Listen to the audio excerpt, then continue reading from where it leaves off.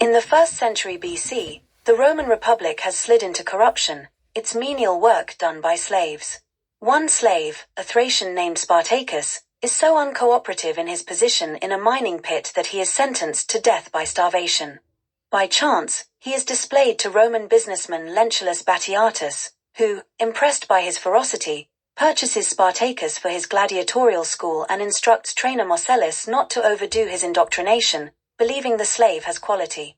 Amid the abuse, Spartacus forms a quiet relationship with Varinia, a serving woman whom he refuses to rape when she is sent to entertain him in his cell.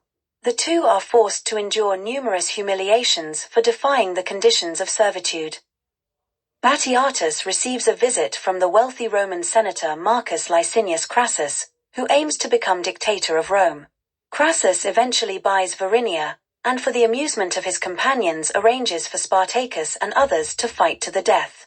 When Spartacus is disarmed, his opponent, an Ethiopian named Draba, spares his life in a burst of defiance and attacks the Roman audience, only to be speared in the back by a guard and killed by Crassus. The next day, with the ludus atmosphere still tense over this episode, Batiatus sends Varinia away to Crassus' house in Rome. Spartacus kills Marcellus, who was taunting him over his affections, and their fight escalates into a riot.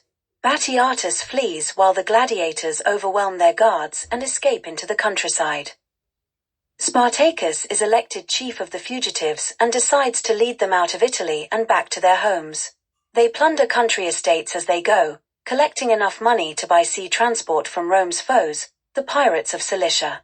Many slaves join the group, making it as large as an army. Among the new arrivals is Varinia, who escaped while being delivered to Crassus. Another is Antoninus, a slave entertainer who also fled Crassus' service after finding out Crassus expected Antoninus to become his sex slave. Spartacus feels inadequate because of his lack of education.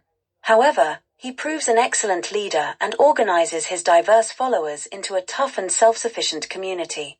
Varinia, now his informal wife, becomes pregnant. The Roman Senate becomes increasingly alarmed as Spartacus defeats every army sent against him. Crassus' opponent Gracchus knows that his rival will try to use the crisis as a justification for seizing control of the Roman army. To try to prevent this, Gracchus channels as much military power as possible into the hands of his own protege, the young senator Julius Caesar. Although Caesar lacks Crassus' contempt for the lower classes of Rome, he mistakes the man's rigid outlook for a patrician.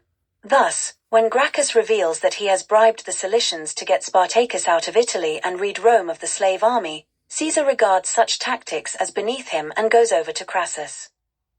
Crassus uses a bribe of his own to make the pirates abandon Spartacus and has the Roman army secretly force the rebels away from the coastline towards Rome. Amid panic that Spartacus means to sack the city, the Senate gives Crassus absolute power. Now surrounded by Roman legions, Spartacus persuades his men to die fighting. Just by rebelling and proving themselves human, he says that they have struck a blow against slavery. In the ensuing battle, most of the slave army is massacred. The Romans try to locate the rebel leader for special punishment by offering a pardon and return to enslavement if the men will identify Spartacus. Every surviving man responds by shouting, "I'm Spartacus."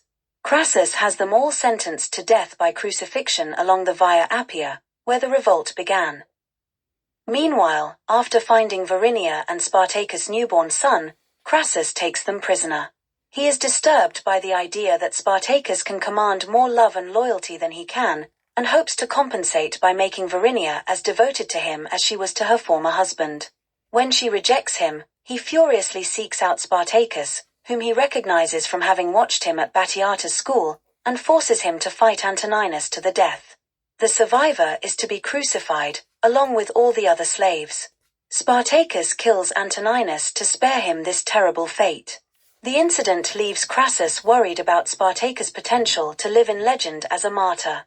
In other matters, he is also worried about Caesar, who he senses will someday eclipse him.